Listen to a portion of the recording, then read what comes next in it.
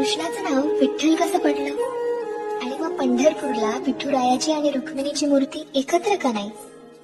ह्या मागचीच ही एक पौराणिक कथा. कृष्ण निजला निवांत, आठवली त्याला राधा. राधेला केले जादूने जिवंत, जणू काय झाली त्याला प्रेमबाधा.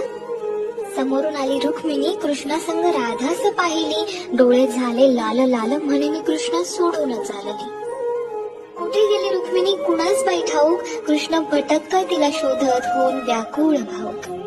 पोहोचला बाई कृष्ण शोधत तिरी चंद्रभागेच्या, आणि रुक्मिणी दिसली दिंडी रावणात पंढरीच्या.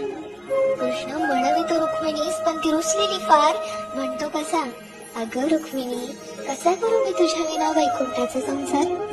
रुक्मिणी नाराज, त्यातच कृष्णास आठवे भक्त एक थोर, नाव त्याचे पुंडलिक, लय गुणाचं ते पोर. पुंडलिकाच्या घरी आली कृष्णाची गबाई स्वारी, पुंडलिक करीतो आई बापाची सेवा, ठेवून उभा विटेवर कृष्णाला दारी. वाट पाहता पाहता कृष्णाची मूर्ती राहिली, विटेमुळे विठ्ठल त्यासी प्रचिती झाली. 28 युगे झाली लांब उभी राहुनी, रुक्मिणी रुसवात धरी, अवघ्या भूमंडळाचा संसार बघत विठ्ठल उभा विटेवरी. भूमंडळी म्हणे विठ्ठलास बाप, आणि रुक्मिणी साई, आणि बोला जय जय विठो भारत माई.